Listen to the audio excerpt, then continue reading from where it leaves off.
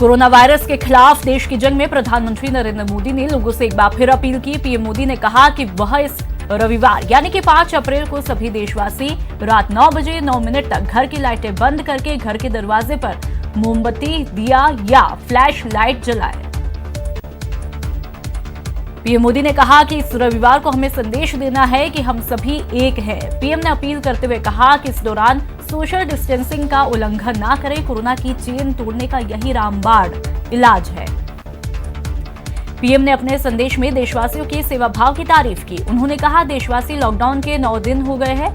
आप लोगों ने जिस तरह सेवा भाव का परिचय दिया, शासन, प्रशासन और जनता ने मिलकर स्थिति को अच्छे ढंग से संभाला है। देश भर में कोरोना वायरस का संक्रमण तेजी से फैलता जा रहा है। पॉजिटिव मरीजों की संख्या 2300 तक पहुंच चुकी है। वहीं अब तक 56 लोगों की मौत हुई, जबकि 156 लोग स्वस्थ हुए हैं। प्रदेश के 16 जिलों में अब तक कोरोना के मामले सामने आ चुके हैं। पॉजिटिव मरीजों की संख्या 154 तक पहुंची। वहीं अब तक 3 लोगों की मौत हुई। जयपुर में अब तक सबसे ज्यादा 48 कोरोना मरीज मिले हैं, जबकि भीलवाड़ा में 26, टोंक में 16 और जोधपुर में 10 पॉजिटिव मरीज मिले हैं। कोरोना के बढ़ते प्रकोप को देखते हुए गहलोत सरकार ने बड़ा फैसला किया। सरकार ने 2 महीने तक बिजली, पानी के बिल नहीं लेने का फैसला किया। किसानों के लिए भी सीएम ने कई बड़े फैसले लिए। इस साल खरीफ में किसानों को 25% ज्यादा फसली कर्ज दिया जाएगा। सरकार पीएम फसल बीमा योजना में भी 700 करोड़ प्रीमियम का भुगतान करेगी। लॉकडाउन के दौरान दौसा जयपुर सीमा से रोजाना लोगों का आवागमन जारी है। एक तरफ जयपुर का रामगंज कोरोना का हॉट स्पॉट बना, तो वहीं दौसा जयपुर सीमा से रोजाना भारी संख्या में लोग प्रवेश कर रहे हैं।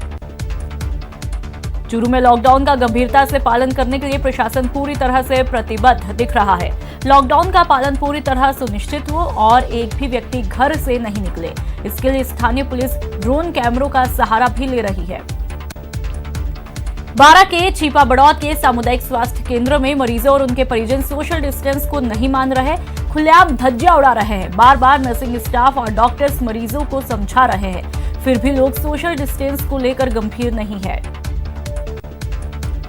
कोटा में कोरोना का संक्रमण नहीं फैले, इसको लेकर रोजगार उत्थान ठेला फुटकर समिति के सदस्य लगातार शहर की गलियों को सैनिटाइज करने में जुटे हैं। समिति के सदस्य अपनी पीठ पर स्प्रे मशीन लाद कर लगातार सैनिटाइजेशन का काम कर रहे हैं। बारां के शाहबाद के रहने वाले स्टूडेंट कुश शर्मा ने अनूठी पहल करते हुए डिजिटल ट्रांसफर के जरिए 5,710 रुपए जुटाए, जिसे उन्होंने मुख्यमंत्री सहायता कोष में दान दिया। कोरोना संक्रमण को देखते हुए कई समाज सेवी गरीबों की मदद के लिए आगे आ रहे हैं। समाज सेविका शबनम खान ने लोगों तक खाना पहुंचाया। 100 मजदूरों के घरों में खाने के पैकेट भिजवाए। कोटा रेल मंडल वाणिज्य विभाग के अधिकारी और कर्मचारी कोरोना वॉरियर्स बने हुए। पिछले साल 2019 में रेल सप्ताह के दौरान मिली 1,44,000 की पुरस्कार राशि को जरूरतमंदों को भोजन वितरित करने में इस्तेमाल किया जा रहा है। कोटा में कोरोना वायरस पर नियंत्रण के लिए लगे लॉकडाउन से प्रभावित मजदूर परिवारों की हर कोई मदद कर रहा है। ऐसे में जिला सर्वोदय मंडल की तरफ से रोजाना करीब 400 लोगों का खाना बनाया जा रहा है।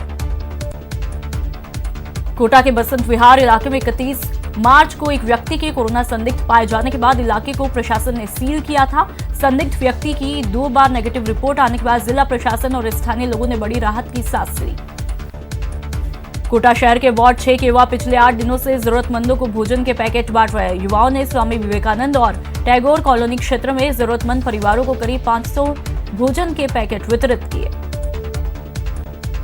कोरोना के लॉकडाउन के दौरान कोटा में धाकड़खेड़ी गणेश युवक मंडल जरूरतमंद लोगों के लिए मसीहा बना हुआ है। रोजाना सुबह 6 बजे से लेकर रात को 10 बजे तक गरीब परिवारों को भोजन मुहैया करवा रहा है। देश में कोविड-19 महामारी से लड़ने के लिए विश्व बैंक ने बड़ा कदम उठाया। विश्व बैंक ने भारत के लिए $1 बिलियन के इमरजेंसी फंड को मंजूरी दी।